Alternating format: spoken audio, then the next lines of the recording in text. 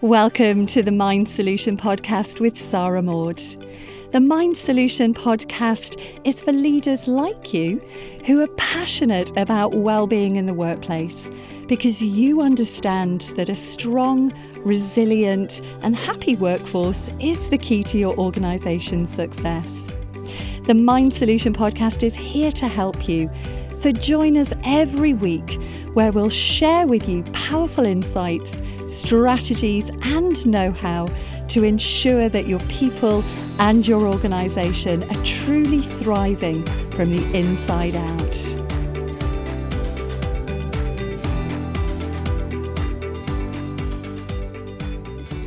Hello and welcome. This is your host, Sarah Maud. And I'm hopping on here today to talk about empathy because I'm seeing a lot more posts recently, particularly on LinkedIn, talking about empathy and how our leaders need to be empathetic, especially in the context of mental health and well-being. Now, the term empathy is one that I'm sure that pretty much most of us can associate with. But the word itself it's a nominalization. All words are nominalizations. And what I mean by that is that they can mean slightly different things to different people. So I want to give you my take on what empathy really is. And that take comes from having held over 10,000 one-to-one sessions with people. And what I believe that we need, what the key ingredients is that we need within ourselves in order to not only display empathy, but to really experience the feeling of empathy. Because empathy isn't a word, well, it is a word, but it is an experience. In the same way that every other emotion that we experience is an experience of that emotion. Now, for me, empathy really at the heart of it is about connection. And in order to be truly empathetic with somebody, we have to feel something within ourselves so that we can connect with another person. Now, that doesn't mean that you've had to have gone through the same experience.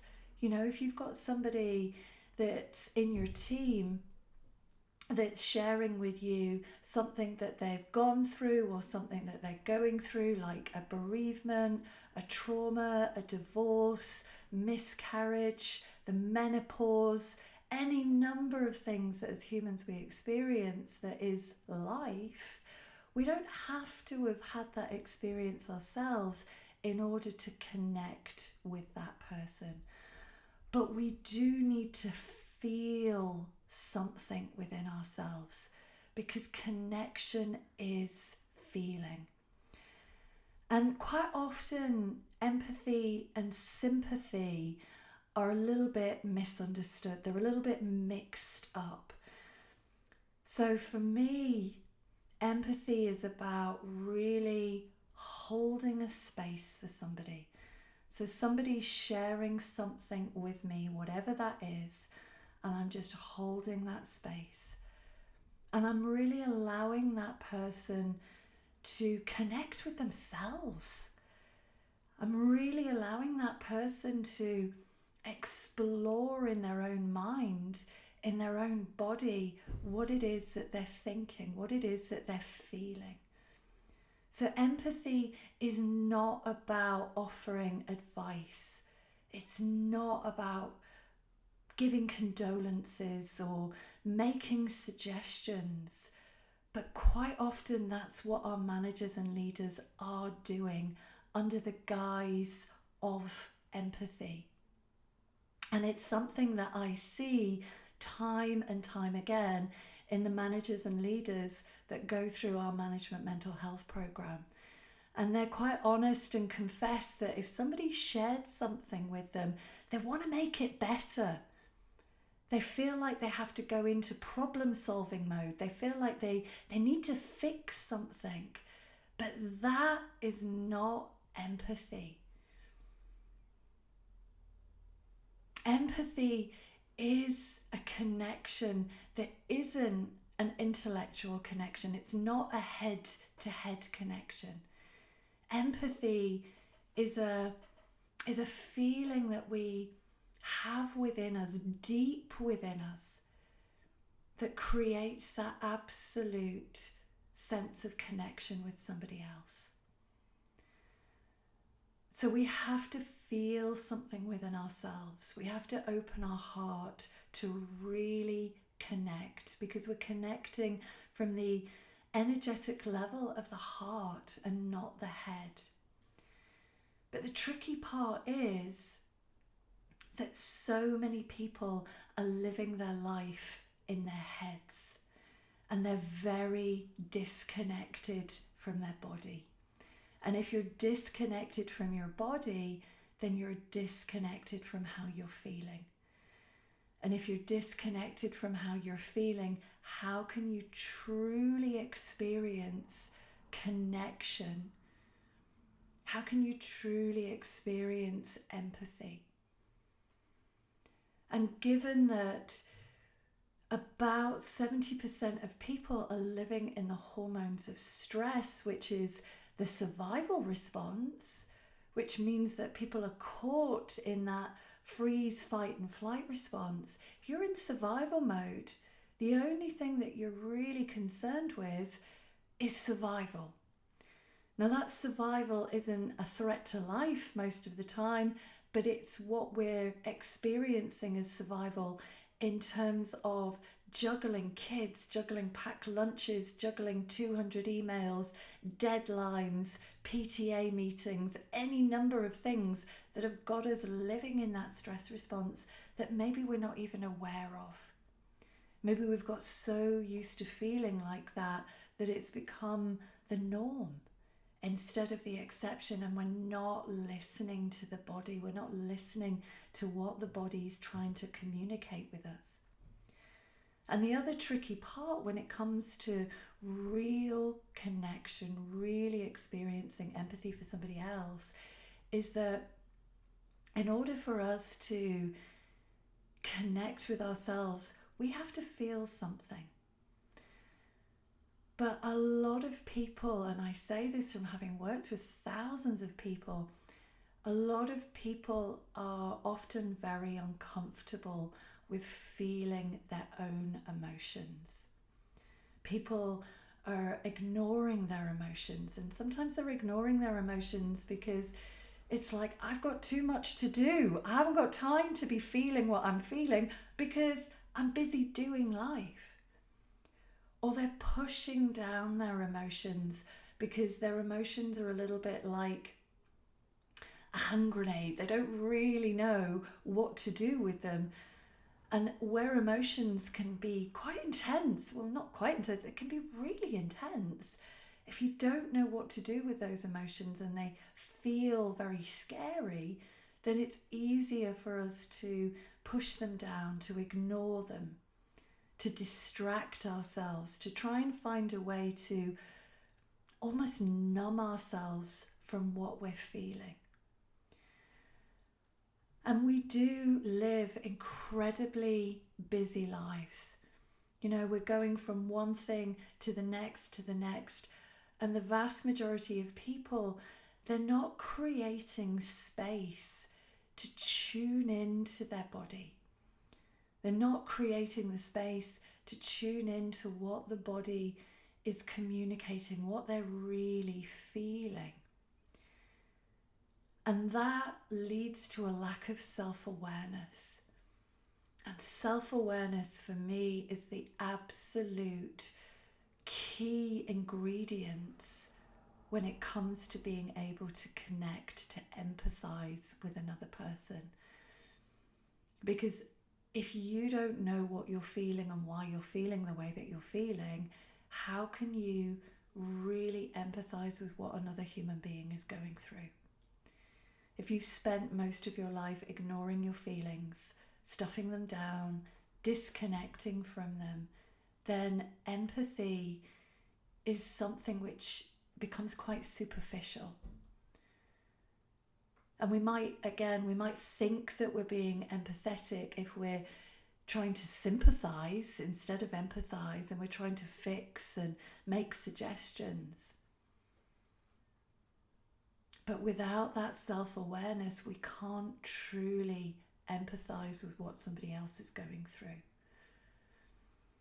And I know from working with people that in a session, whether that session is 30 minutes, whether it's 60 minutes, 90 minutes, whether it's an intensive coaching session, there's often a lot of emotion that can come out of sessions that I do with working professionals, because it's the first time that maybe they've given themselves space, they've given themselves permission, they've given themselves time to explore their feelings, to explore their emotions, to reflect on what's going on in their internal world.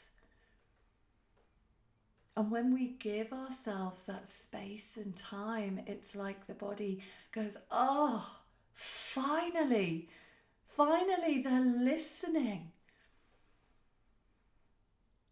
And when you are in a space where it's a safe space, then those emotions are able to be processed. They're able to come to the surface. We're able to just experience them. You know, we don't have to fix emotions. You know, whether you're experiencing fear or anxiety or dread or panic, it's not about fixing them. It's about feeling them. Because emotions are energy. If we think about it, if you think about the word, emotion is energy in motion. But our emotions get stuck in the body because we're not tuning in. We're so disconnected, or we've spent such a long time ignoring them, pushing them down, doing whatever we can to numb ourselves, distract ourselves. So when people first start to really feel emotions, it can be a bit like, oh, this feels really uncomfortable. I don't want to go there. But when you're in a space, as people are when I'm coaching them, to a safe space where they are safe to be vulnerable, they're safe to feel the emotion. When we feel the emotion, we're actually regulating that emotion, we're processing it, we're releasing it, we're letting it flow through the body and out, so that it's not stuck and it's not keeping us in a holding pattern, in that stress response. Now, for me personally, I've been in this field for more than 10 years. And in the last 10 years, I think it's safe to say that I've had at least 300 one-to-one coaching sessions, if not more. So I'm very familiar. It's second nature for me to be aware of what's going on in my own internal landscape. If I'm feeling off balance, then it's very familiar and it's very comfortable for me to explore that feeling. To understand, okay, where's my focus of attention? Where am I creating this experience? And then what do I need to do to release that? What do I need to do to regulate my emotions?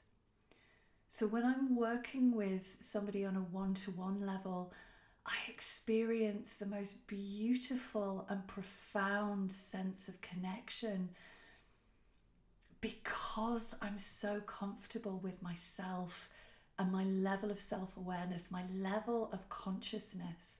Now, it wasn't always like that. I mean, if I go back to the days that I worked in human resources when I didn't know anything about this, I'm pretty sure that I thought I was doing a good job at being empathetic.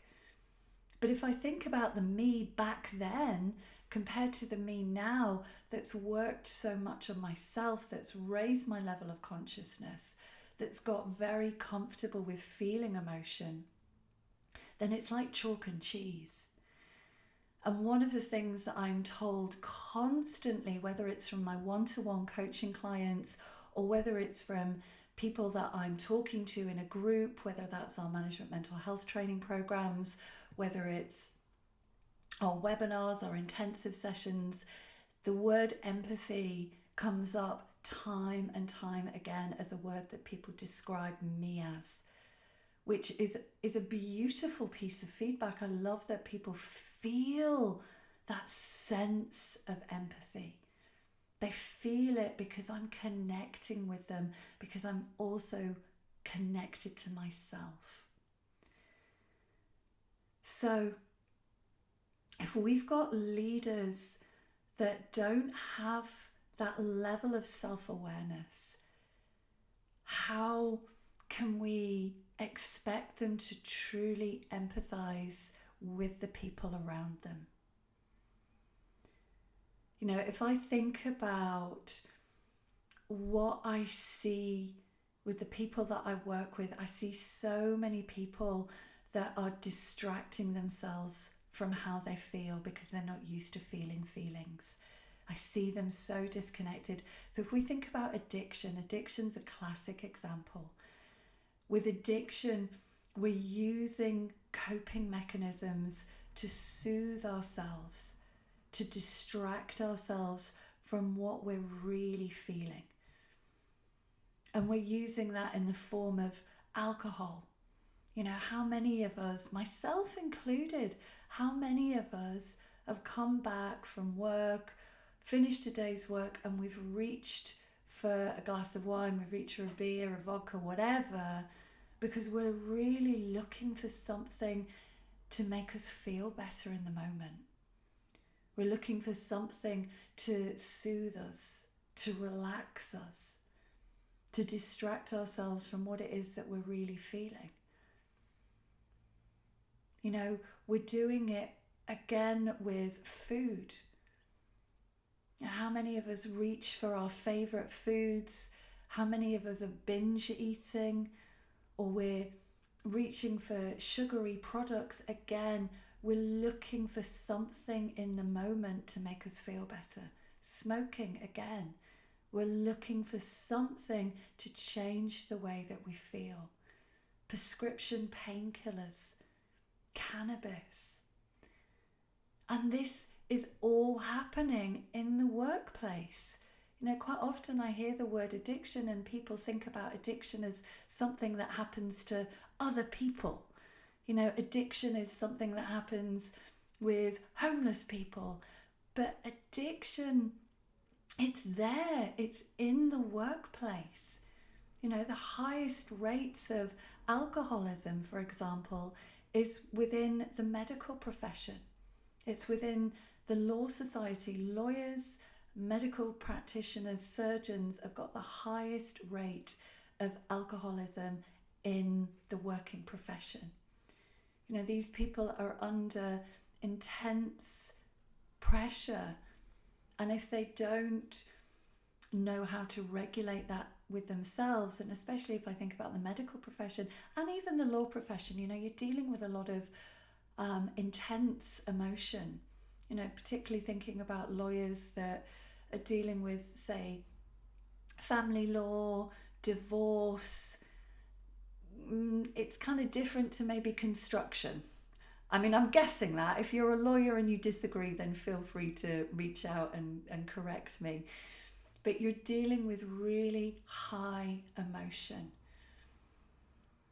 And I know myself as a therapist, there were days in the past when I might get home from my private clinic and I was working full time as a practitioner, and I might have seen 6, 7 people. I was cabbaged. I was absolutely spent and cabbaged, because dealing with intense emotion, dealing with other people's emotion, it can be very draining. So it's very easy for us to reach for something in the moment that can make us feel better. And there's no shame in that. There is no shame in that at all, because we're always doing what makes sense to us. So if it makes sense to us to make our favourite food and drink a bottle of wine, then that's what you're doing, because it makes sense. But when it comes to what we're using consistently to make us feel better, then the red flags go up, because we're looking for something outside of us to neutralize our emotions, to numb us, to make us feel different to how we're feeling, because how we're feeling is quite uncomfortable.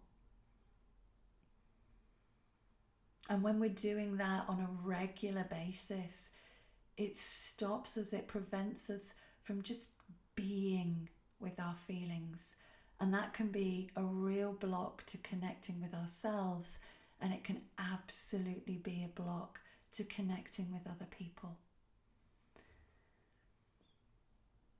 And you know, I was actually running a management mental health training session yesterday, and there were a number of managers that were sharing some really deep personal accounts of what they've experienced in the last few days. And some of them had experienced divorce, some of them had experienced bereavement and trauma. And it was really interesting to hear what they were saying, because they spoke about how the people around them, whether that was people in the workplace, whether that was loved ones, they all wanted to do something to make the individual feel better. And that was in the form of, well, you need to do this, or have you thought about this, or you should do this. And again, that's not empathy. It feels sometimes like it's empathy because we're trying to do something to make that other person feel better, and it's very natural. It's very natural that we want to make people feel better. But that is not empathy. It's not real connection. We're just doing it usually because we feel really uncomfortable. We don't know what else to say. We feel that we need to leap in there and we need to fix how that other person's feeling. But again, when we're able to really hold that space, there's no fixing involved with empathy. Even if you don't know what to say, that's absolutely okay. You know, if somebody shared something really deep with you, it's okay to say, I don't know what to say. But I'm really glad that you shared that with me. And one of the most powerful ways to experience both empathy and connection, I mean, I see them as one in the same, is to really listen.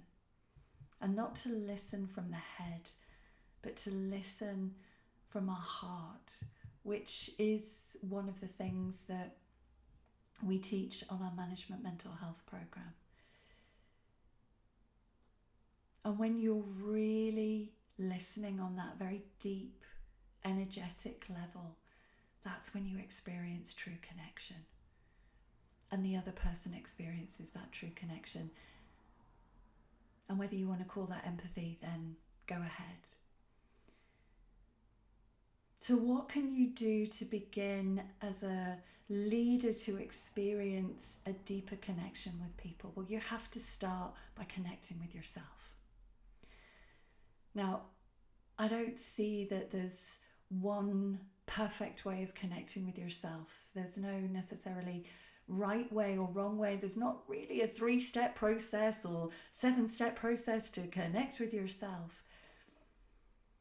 One of the ways that I know for myself has really helped me to explore what I'm feeling is through journaling. And it's a practice that for me, I have done consistently over the last 10, 11 years.